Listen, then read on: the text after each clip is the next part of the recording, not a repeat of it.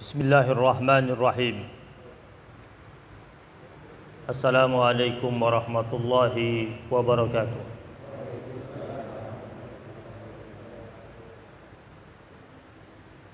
Alhamdulillahi rabbil alamin. Alhamdulillahi wa kafa. Wassalatu wassalamu ala nabiyyinal mustafa wa ala alihi wa ashabihi ahli sidqi wal wafa.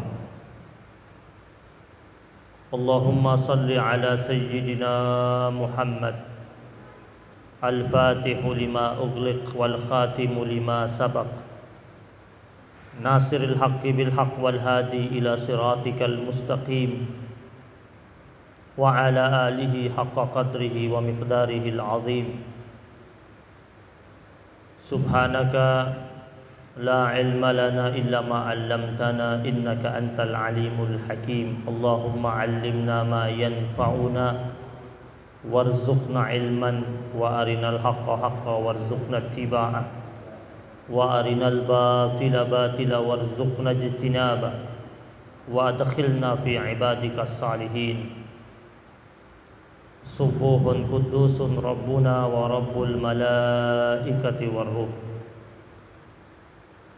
Muslimin muslimat jamaah surat maghrib Masjid Quba yang dirahmati Allah subhanahu wa ta'ala. Alhamdulillah, segala puji bagi Allah subhanahu wa ta'ala, pencipta kita yang maha melihat segala macam bentuk perbuatan kita, maha menyaksikan segala macam bentuk sikap kita, maha menatap segala macam bentuk tindak tanduk kita, maha mendengar segala macam bentuk permintaan dan permohonan kita.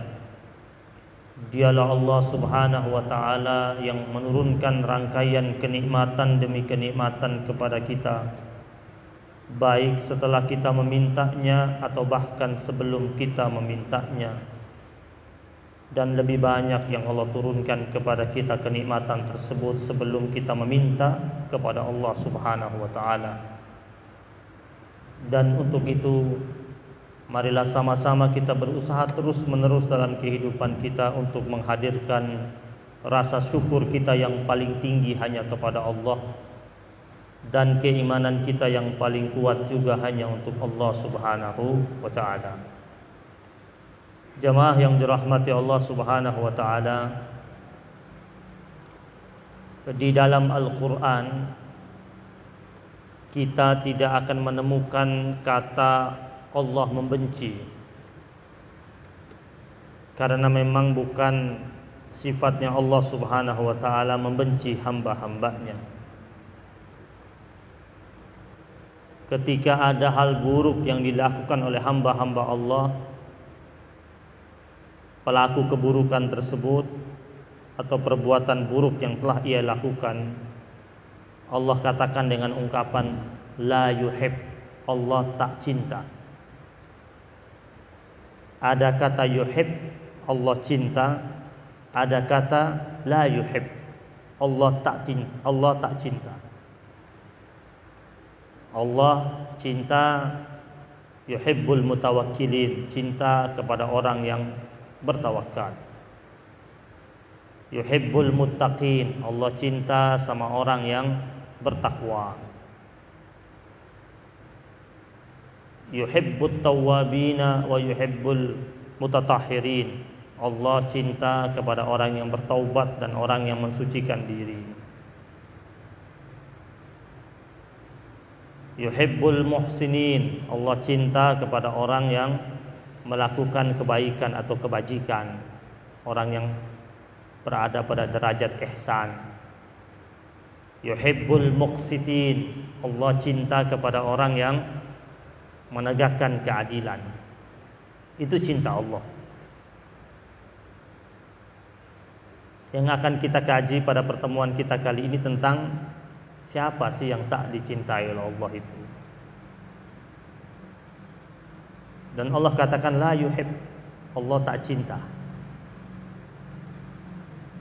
Tetapi ketika hamba Allah tersebut menyadari Allah sedang tak cinta pada dirinya, kemudian dia berusaha untuk memperbaiki perilakunya dan sikapnya, maka tak cintanya Allah nanti akan berubah menjadi cintanya Allah Subhanahu wa taala. Allah tak menggunakan kata benci. Lain sama kita manusia, ketika kita tidak suka sama seseorang, kita katakan aku benci. Dan kebencian pasti akan berefek buruk, baik terhadap pelaku kebencian itu dan terhadap orang yang dibenci. Jamaah yang dimuliakan Allah Subhanahu wa taala, lalu siapa-siapa saja hamba-hamba Allah yang tak dicintai oleh Allah Subhanahu wa taala? Yang pertama kita temukan dalam Al-Qur'an, mereka yang tak dicintai oleh Allah Subhanahu wa taala adalah hamba Allah yang al-mu'tadin, yaitu hamba-hamba Allah yang melampaui batas. Istilah anak zaman sekarang lebay. Al-mu'tadin, yaitu hamba-hamba Allah yang melampaui batas. Hal tersebut dapat kita temukan dalam surat Al-Baqarah ayat 190, di mana Allah Subhanahu wa taala berfirman, wa qatilu fi sabilillahi alladzina yuqatilunakum, dan perangilah kalian di jalan Allah Subhanahu wa taala terhadap siapa? Terhadap orang-orang yang memerangi kalian. Jadi yang pertama Allah katakan kita ini boleh berperang, tapi perangnya harus benar-benar di jalan Allah Subhanahu wa taala. Benar-benar perangnya ini untuk menegakkan kalimat Allah Subhanahu wa taala, membela kehormatan Allah, membela kehormatan Rasulullah sallallahu alaihi wasallam. Dan yang kita perangi itu adalah orang-orang allazina yuqatilunakum, orang-orang yang memerangi kalian. Jadi bukan karakter orang mukmin, tak ada angin, tak ada hujan, dia datang serang lawannya, musuhnya. Ya. Lihat redaksinya. Wa qatilu fi sabilillahi alladzina yuqatilunakum. Perangilah di jalan Allah Subhanahu wa taala orang-orang yang memerangi kalian. Dan setelah perang itu terjadi, Allah katakan wala ta'tadu.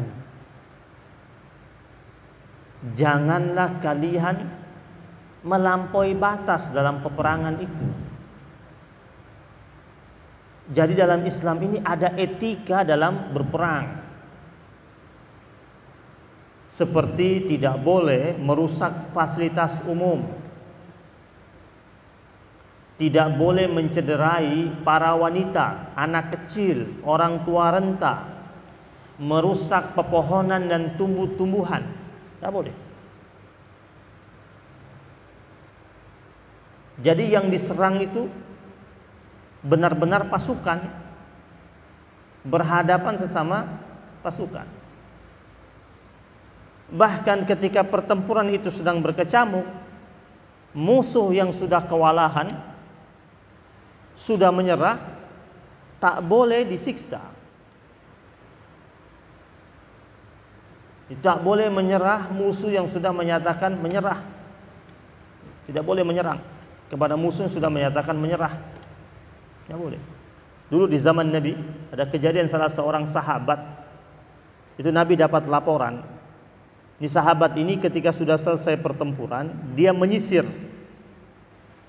Ditugaskan sama Nabi menyisir area pertempuran sampai sekian kilo jaraknya, disisir. Ketika dia menyisir area pertempuran tersebut, dia bertemu dengan satu pasukan muslim, satu pasukan musyrik. Ya. Lalu sahabat Nabi ini dia hunuskan pedangnya kepada satu orang pasukan musyrik. Dan pasukan musyrik ini mengatakan asyhadu an la ilaha illallah wa anna muhammadar rasulullah. Tapi sahabat Nabi ini tetap melanjutkan hunusan pedangnya tersebut sehingga orang itu tewas.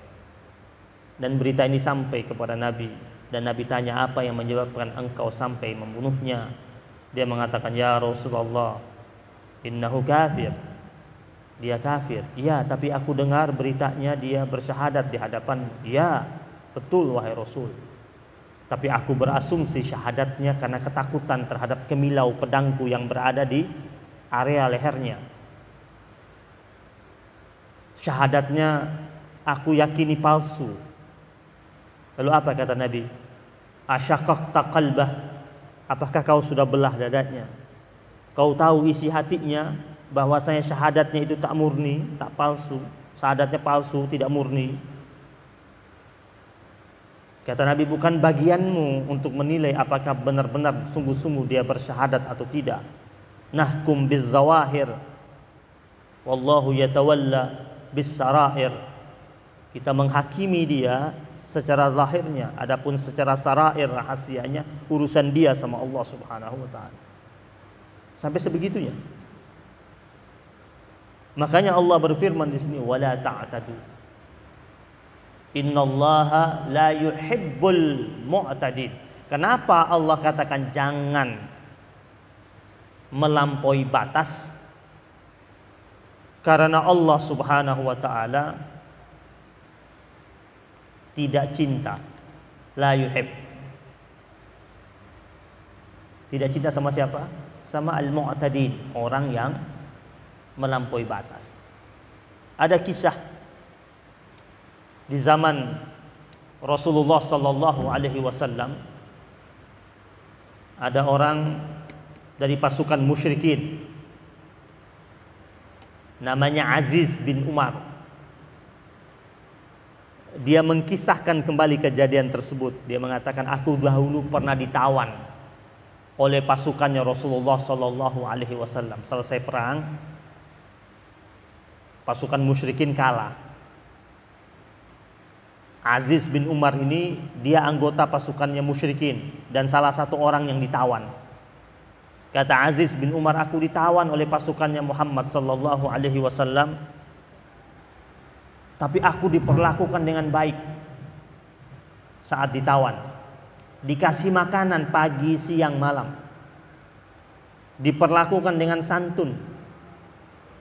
Bahkan roti dan korma yang diberikan padaku adalah roti dan korma yang berkualitas baik, bernilai baik.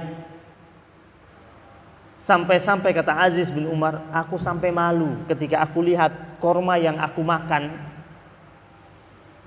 lebih bagus daripada korma yang dimakan oleh pasukannya Muhammad sallallahu alaihi wasallam.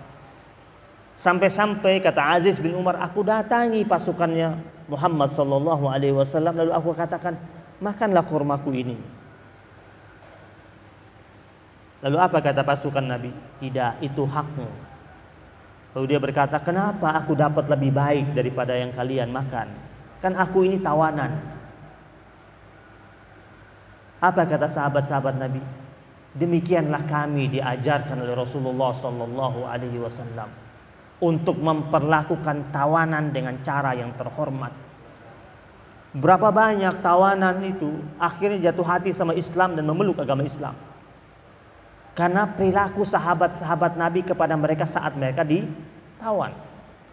Mereka ingat firman Allah, wala ta'tadu, jangan melampaui batas. Ada lagi ketika kejadian Perang Khandaq.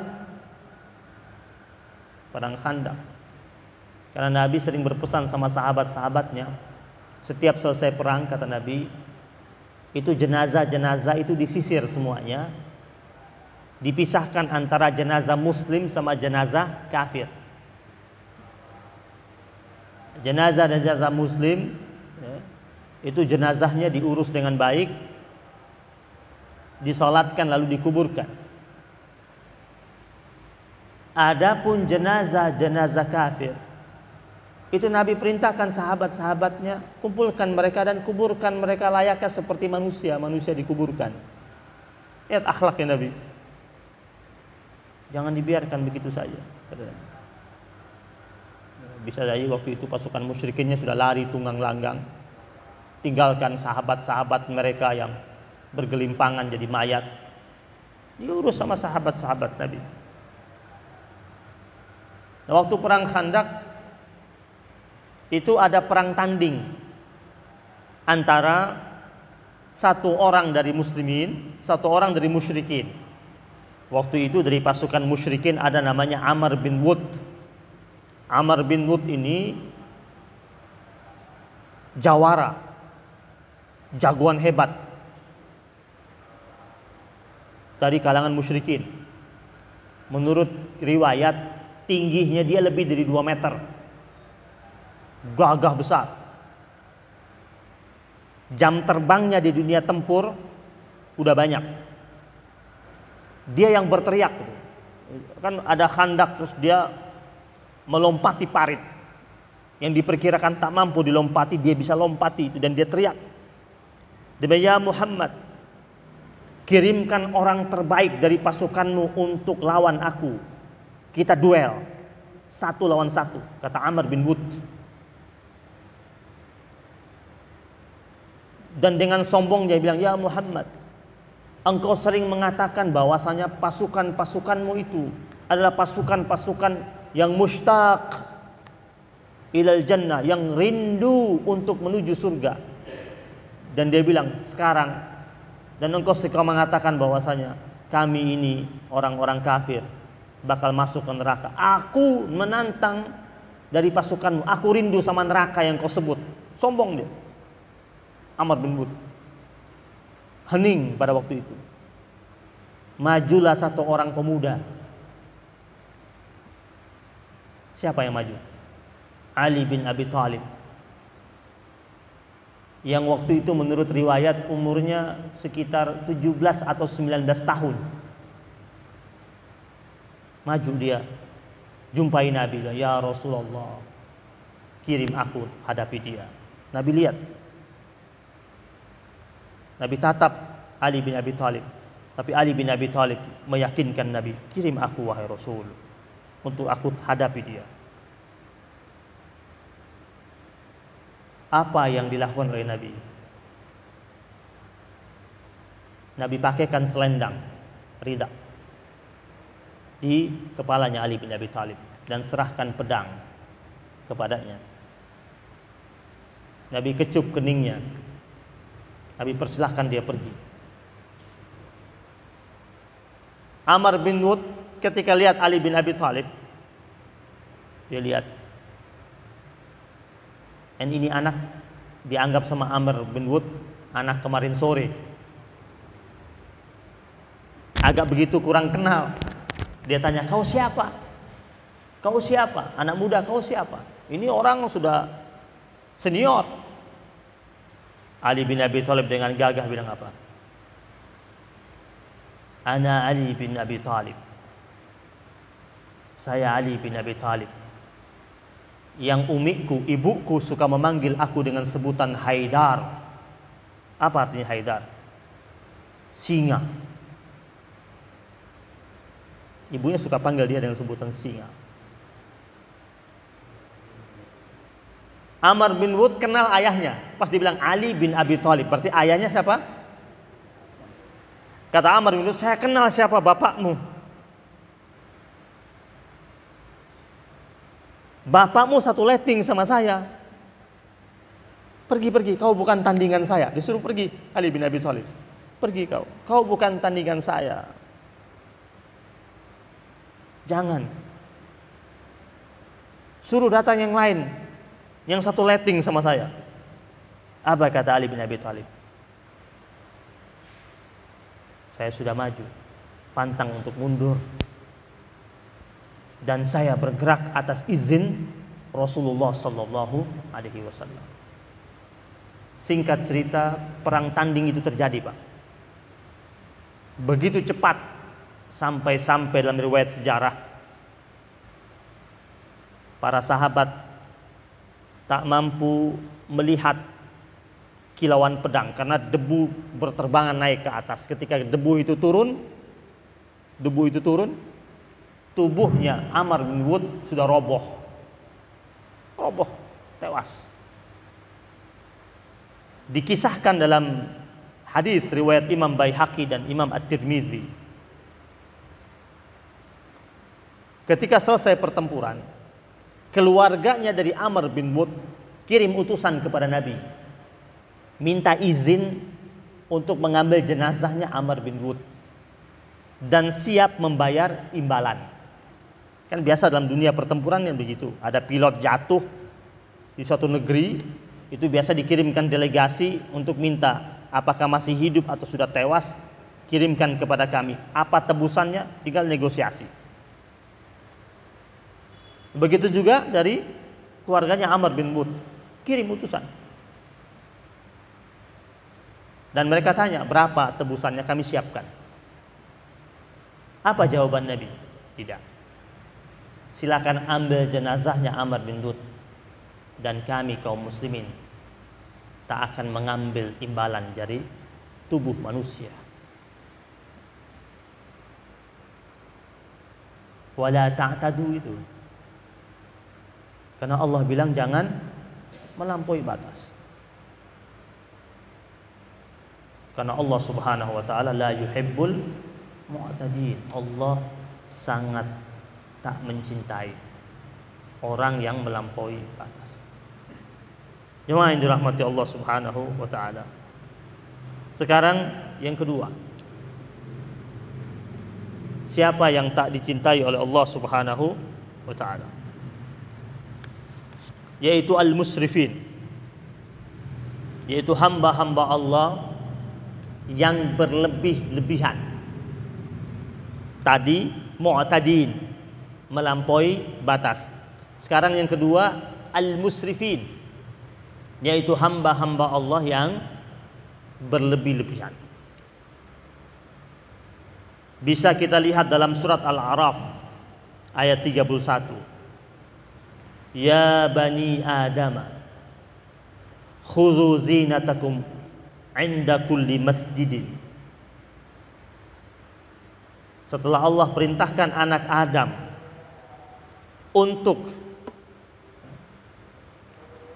memakai yang baik-baik, berhias yang bagus-bagus ketika ia berada di masjid. Kita pakai yang bagus-bagus kapan? Hadir kondangan ya, atau lamar kerja. Ini Al-Quran nyuruhnya khudzu zinatakum 'inda kulli masjidin. Wa kulu washrabu. Lalu kata Allah, wa kulu washrabu wa la tusrifu. Dan makanlah serta minumlah dan janganlah berlebih-lebihan. Menarik sekali. Para ulama salafus salihin mengatakan kebanyakan kita hanya mematuhi perintah yang pertama, tetapi melalaikan perintah berikutnya. Perintah yang pertama apa? Wa kulu washrabu. Makanlah dan minumlah. Perintah berikutnya apa? Wala tusrifu. Dan janganlah berlebih-lebihan. Kita sering berhenti di sini aja. Wa kulu washrabu. Jangan berlebih-lebihan, kita nggak pakai. Akhirnya makan semaunya aja, nggak pakai kendali. Kenapa di sini Allah katakan wala tusrifu? Innahu la yuhibbul musrifin. Karena Allah Subhanahu wa taala amat sangat tak mencintai orang-orang yang berlebih-lebihan. Makan memang mubah, boleh. Berlebihan nggak boleh. Ketika berlebih-lebihan, innahu la yuhib. Dia Allah tak cinta. Ada hal menarik dikisahkan oleh Imam Jalaluddin Ar-Rumi. tentang karakter orang yang mendahulukan perutnya. Kan al-musrifin ini, orang-orang yang berlebih-lebihan ini, itu biasanya dia lebih mendekatkan, lebih mendahulukan perutnya. Kata Imam Jalaluddin Ar-Rumi, ketika Allah berfirman dalam surat Luqman, inna ankaral aswat la sautul hamir, sesungguhnya suara yang paling buruk, kata Allah, adalah suara keledai. Kata beliau, kenapa keledai dikatakan suara yang terburuk? Dahulu Allah Subhanahu wa taala ketika menciptakan hewan-hewan, seluruh makhluk itu diciptakan sama Allah, masing-masing diberikan suara. Kambing dengan suaranya, sapi dengan suaranya, ayam dengan suaranya, kuda dengan suaranya, gajah dengan suaranya. Seluruh hewan Allah berikan dengan suaranya masing-masing. Termasuk keledai, dikasih suara. Setelah semuanya dapat suara, setelah itu semuanya pada bertasbih, bertahmid. Seluruh hewan itu bertasbih, bertahmid. Kecuali satu yang diam. Diam dia. Siapa yang diam itu? Keledai. Kagak bersuara dia. Diam. Seluruh hewan tasbih, tahmid kepada Allah Subhanahu wa taala. Dia diam. Nah, setelah semuanya selesai bertasbih, bertahmid, dan ketika hening, tiba-tiba keledai berteriak, kencang teriaknya. Dia bersuara dengan suara yang begitu kencang, tapi suaranya bukan mengandung unsur tasbih dan tahmid. Ketika diperhatikan, dilihat sama yang lainnya, kenapa dia bersuara? Ternyata dia bersuara ketika dia lapar. Dia berteriak ketika dia lapar. Sehingga Imam Jalaluddin Ar-Rumi mengatakan, orang yang bersuara untuk kepentingan perutnya sama dengan keledai. Orang yang bersuara kencang untuk kepentingan golongannya saja sama dengan keledai. Ketika diajak untuk berbicara keras untuk kepentingan umat, kepentingan umum, dia nggak bersuara. Tapi kalau untuk hajatnya, dia bersuara. Setelah dia dapat, dia diam. Keledai itu kalau sudah kenyang diam. Periksa coba. Makanya Allah berfirman, inna ankaral aswat la sautul hamir. Suara yang paling buruk, kata Allah, adalah suara keledai. Jamaah yang dirahmati Allah Subhanahu wa taala.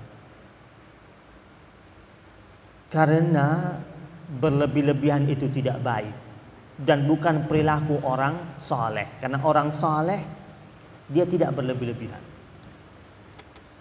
Saya punya guru, walaupun saya tidak mengaji lama dengan beliau, pernah berjalan sama beliau beberapa saat. Beliau baru saja meninggal dunia, Habib Muhammad Al-Hamid, yang kalau yang sempat lihat viral satu hari yang lalu, beliau meninggal di malam Jumat. Waktu beliau dimakamkan, Masya Allah, beliau tidak begitu dikenal oleh banyak orang, tetapi menjadi terkenal ketika beliau meninggal dunia. Itu disolatkan di Masjid Al-Hawi Condet, penuh manusia, memadati sampai ke atas jelilitan. Saya pernah bersalaman sama beliau. Ingat sekali, beliau rangkul saya, beliau mengatakan, jangan gemuk-gemuk, karena ulama itu nggak boleh gemuk, katanya. Kalau yang nggak ulama nggak apa-apa gemuk, karena ulama itu nggak boleh gemuk. Beliau ngomong. Saya bilang, terus saya dengar dia ngomong, Zaman dahulu para ulama salafus shalihin itu badannya kecil-kecil. Kenapa? Karena mereka sedikit makannya dan sedikit tidurnya di malam hari. Iya. Dan itu saja pesan beliau. Setelah saya baca-baca riwayat para ulama, memang begitu. Dan meninggalnya muda-muda. Hidupnya prihatin. Imam Syafi'i itu suka sakit. Tapi karyanya banyak. Karena mengkhususkan waktunya itu untuk Allah lebih banyak. Yang ngarang kitab Riyadhus Shalihin, Al-Imam An-Nawawi, itu meninggal usianya muda sekali, 34 tahun. Bukunya Riyadhus Shalihin, Al-Arba'in An-Nawawi.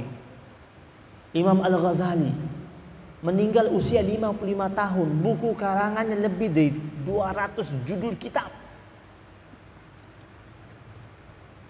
Masya Allah. Makanya ada sebuah riwayat hadis yang sahih. Nabi pernah bilang begini. Nabi bilang, La ilaha illallah. Tidak ada Tuhan selain Allah. Wailun lil Arab min syarrin qad iqtaraba. Celakalah bagi orang-orang Arab karena banyak keburukan yang merajalela. Aisyah radhiyallahu taala anha waktu itu berkata kepada Nabi, "Ya Rasulullah, anuhliku wa fina salihun?" Apakah kita akan celaka sedangkan di tengah-tengah kita itu banyak orang-orang saleh? Kata Nabi, "Na'am." Na'am. Iya. Banyak orang saleh tapi bisa saja celaka itu terjadi. Kenapa? Kata Nabi, "Idza kasural khabas." Kalau kejahatan merajalela. Kenapa kejahatan itu merajalela? Karena orang-orang salehnya diam. Jadi sebenarnya orang saleh itu tidak boleh diam ketika melihat kejahatan. Kan suka ada yang mengatakan, ya sudahlah, kita urus punya kita saja, tidak usah tegur, tidak usah atur. Nggak boleh. Jadi ketika kejahatan itu sedang merajalela, kesalahan tidak bisa disematkan kepada para pelaku kejahatan yang merajalela itu, tapi juga bisa disematkan kepada orang-orang saleh yang diam dan tak bersuara. Ini hadis Nabi. Hadis Nabi. Bahkan Sayyidina Umar bin Khattab radhiyallahu taala anhu, dia pernah berdoa, Allahumma inni ashku ilaik. Ya Allah, sesungguhnya aku mengadukan kepada Engkau. Jadi dia minta sama Allah agar Allah jaga dua hal, jangan sampai terjadi. Apa itu? Jaldal fajir wa ajaza siqqah. Dua hal yang dikhawatirkan oleh Umar bin Khattab. Berkuasanya orang jahat, jaldal fajir. Berkuasanya orang-orang ahli maksiat. Punya keputusan, punya peraturan, punya undang-undang, ditakuti. Aku takut ini terjadi, kita Umar bin Khattab. Wa ajaza siqqah, dan lemahnya orang-orang baik. Orang jahat berkuasa, orang baiknya lemah, berbahaya. Yang dirahmati Allah Subhanahu wa taala. Yang ketiga sekarang, yang tak dicintai oleh Allah Subhanahu wa taala adalah az-zalimin, yaitu hamba-hamba Allah pelaku kezaliman. Makanya wajar di hadis Nabi, Nabi mengatakan az-zulmu zulmatun yaumal qiyamah. Kezaliman itu adalah kegelapan di hari kiamat. Orang yang berlaku zalim itu catatan amalnya itu gelap, rapotnya hitam. Ya, sekarang kan ada zona hijau, zona merah, zona hitam. Di hari kiamat juga nanti ada zona hitam. Siapa itu zona hitam? Berlaku buat siapa? Pelaku kezaliman. Kenapa Allah tak cinta kepada pelaku kezaliman? Bisa kita lihat dalam surat Al-Imran ayat 140. Allah berfirman, "Iyamsaskum qarhun faqad massal qauma qarhum mithluh wa tilkal ayyamu nudawiluha bainan nas." Jika ini ayat turun ketika perang apa? Perang Uhud. Para sahabat-sahabat cedera. Kata Allah Subhanahu wa taala, jika kalian mengalami cedera dan luka, ketahuilah bahwasanya dahulu itu pasukan-pasukan kafir pada pertempuran sebelumnya, mereka juga pernah mengalami luka dan cedera. Maka kata Allah, wa tilkal ayyamu nudawiluha bainan nas. Demikianlah hari-hari yang kami putar dan kami gilir di antara manusia. Karena hidup ini kan berputar terus. Bisa jadi orang yang dahulunya bawahan kita, kemudian di kemudian hari menjadi atasan kita. Bisa jadi orang yang kita anggap tidak mulia dalam kacamata dunia, ternyata beberapa tahun kemudian dia menjadi orang terhormat dan bahkan kita menghormatinya. Makanya Allah katakan, wa tilkal ayyamu nudawiluha bainan nas. Begitulah hari di mana kami gilir di antara manusia. Waliya'lamallahu alladzina amanu wa yattakhidha minkum syuhada, agar dipertontonkan di hadapan Allah Subhanahu wa taala, agar diketahui oleh Allah Subhanahu wa taala siapa orang-orang yang beriman dan siapa di antara kalian yang menjadi syuhada. Jadi ketika perang Uhud itu sahabat-sahabat Nabi terpecah. Yang bertahan di lereng Uhud sama yang ingin turun ke bawah. Dan yang turun ke bawah itu jamaah sekalian ternyata jumlahnya jauh lebih banyak ketimbang yang bertahan di lereng bukit Uhud. Kalau kita baca sejarahnya itu dan kita kaitkan dengan firman Allah, penyebab-penyebab mereka mengalami kekalahan yang dimana Allah gambarkan dalam surat Al-Imran, hatta iza fashiltum wa tanaza'tum fil amri wa asaitum min ba'di ma arakum ma tuhibbun. Ya, pertama kali disebabkan kalian kata Allah di situ, kalian euforia dalam kemenangan pertama. Kemudian setelah itu kalian berselisih di atas antara turun atau tidak. Ya. Wa tanaza'tum fil amri. Berselisih dulu. Akhirnya kalah suara, kebanyakan pingin turun. Ketika mereka turun kata Allah, wa asaitum min ba'di ma arakum ma tuhibbun, kalian bermaksiat. Kenapa tidak patuh sama perintah Nabi? Karena kalau tidak taat sama perintah Nabi itu maksiat, durhaka. Disebabkan apa? Ma tuhibbun, apa-apa yang kalian cinta, yaitu di mana? Di bawah itu papasan perang. Yang ada di bawah. Turun mereka. Baru Allah katakan, minkum may yuridud dunya wa minkum may yuridul akhirah. Oh, ternyata di antara kalian ketika berangkat pergi berperang, ada di antara kalian ingin dunia, ada yang ingin akhirat. Yang ingin akhirat siapa? Yang tetap bertahan di atas, patuh sama Nabi. Yang ingin dunia mana? Yang turun ke bawah, ambil pampasan perang. Karena ada orang berangkat perang untuk membela negaranya, ada orang berangkat perang untuk membela kepentingannya, biar naik pangkat, dapat gelar, biar nanti namanya jadi nama jalan, dikenang sebagai pahlawan dan lain sebagainya kan. Makanya Allah bilang di situ, minkum may yuridud dunya wa minkum may yuridul akhirah. Dalam ayat ini ketika Allah mengatakan wa yattakhidha minkum syuhada, agar Allah ambil siapa di antara kalian yang mati syahid, itu ada salah seorang sahabat Nabi yang bernama Anas bin Nazar. Anas bin Nazar ini pamannya daripada Anas bin Malik. Yang menurut riwayat ketika perang Uhud itu, dia lihat sahabat-sahabat Nabi yang lari, dia berusaha panggil, teriak, manggil. Kenapa lari? Kenapa tinggalkan Nabi? Nabi masih ada di sini.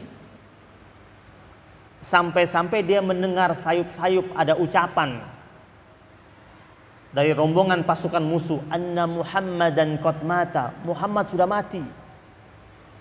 Tetapi Anas bin Nazar mengatakan, kalau Muhammad mati, fa innallaha la yamut, Allah tidak mati. Anas bin Nazar inilah menurut riwayat ketika dia melihat panah-panah yang dikirimkan oleh pasukan musuh dari atas bukit Uhud, karena pasukannya Khalid bin Walid. Waktu itu Khalid bin Walid masih musyrik, masih kafir. Dia pemimpin pasukan musyrikin pada waktu itu, yang akhirnya mampu merebut pos pasukan muslimin yang berada di lereng Uhud paling atas. Nah, pasukannya Khalid bin Walid ini melemparkan panah ke bawah, ditujukan kepada siapa? Kepada Rasul sallallahu alaihi wasallam. Anas bin Nazar lihat panah-panah itu ditujukan kepada Nabi. Anas bin Nazar berusaha untuk berdiri membentengi tubuh Nabi, dan dia biarkan tubuhnya tertancap oleh puluhan panah di tubuhnya. Jadi dia roboh, tubuhnya roboh bersama puluhan panah masuk di tubuhnya. Makanya Allah katakan, wa yattakhidha minkum syuhada, agar diangkat dan diambil di antara kalian siapa itu yang syuhada. Orang mati syahid itu apa? Orang yang sebelum dia menghembuskan nafasnya, dia lihat itu semua janji mulia Allah yang Allah persembahkan untuknya. Makanya dikatakan orang yang mati syahid itu sering berkata kepada Allah, ya Allah, kalau boleh aku bangkit lagi dan mati syahid lagi, aku ingin itu dilakukan. Karena dia menyaksikan janji mulia Allah yang Allah persembahkan untuknya. Wallahu la yuhibbul zalimin. Sesungguhnya Allah Subhanahu wa taala tak mencintai orang yang zalim. Orang zalim itu gak bakal dicintai. Tidak bakal dicintai. Zalim sama sesama, zalim sama dirinya. Zalim di sini, kalau ayat ini kaitannya apa? Orang meninggalkan orang yang dia kasihi ketika orang yang dia kasih dalam keadaan kejepit. Istri meninggalkan suaminya karena suaminya di PHK, zalim. Seorang karyawan kerja 10 tahun di perusahaannya goyang, terus tiba-tiba ada tawaran dari tempat lain, dia tinggalkan perusahaan tersebut, pindah ke bos yang lain, dia zalim. Kalau kita kaitkan sama firman Allah pada ayat ini. Kenapa? Karena pada ayat ini mengisahkan bagaimana sahabat Nabi yang lari tinggalkan Nabi ketika Nabi kejepit. Dan Allah mengatakan, wallahu la yuhibbuz zalimin. Allah tak cinta orang yang zalim. Sudah habis waktu ya? Habis waktu. Cukup ya? Insya Allah kita lanjutkan kapan-kapan. Masih ada beberapa ayat lagi. Mudah-mudahan disambung di lain waktu. Insya Allah. Mudah-mudahan kita doa sama Allah. Mudah-mudahan kita tidak masuk dalam rombongan hamba Allah yang tak dicintai oleh Allah Subhanahu Wa Taala. Kita berharap kita dimasukkan oleh Allah Subhanahu Wa Taala dalam rombongan hamba Allah yang dicintai oleh Allah Subhanahu Wa Taala. Kita sering berdoa minta agar Allah cinta kita. Allahumma inni as'aluka hubbak wa hubba man yuhibbuk. Ya Allah, aku meminta cintamu ya Allah, dan cinta orang-orang yang mencintaimu. Kita minta sama Allah, Allah cinta sama kita, dan juga kita dapat cinta dari orang-orang yang mencintai Allah. Kita berharap yang cinta sama kita itu orang yang cinta sama Allah. Percuma kita dapat cinta dari orang yang tak mencintai Allah, jangan. Ya. Kalau kita dapat cinta dari orang yang mencintai Allah, aman insya Allah. Kenapa? Allah saja dia cinta, apalagi kita. Makanya sampai ada orang bilang, kalau pilih pasangan, cari pasangan yang tidak meninggalkan sholat. Kenapa? Kalau dia tidak meninggalkan sholat, insya Allah aman. Tapi kalau pasangan kita meninggalkan sholat, kita cari pasangan, ternyata dia suka ninggalin sholat, Allah saja dia tinggalin, apalagi kita. Jadi cari yang tidak meninggalkan sholat, tidak meninggalkan Allah, insya Allah tidak akan meninggalkan kita. Rabbana taqabbal minna innaka antas samiul alim, wa tub alaina ya maulana innaka antat tawwabur rahim. Wa sallallahu ala sayyidina Muhammadin nabiyil ummi wa ala alihi wa sahbihi wa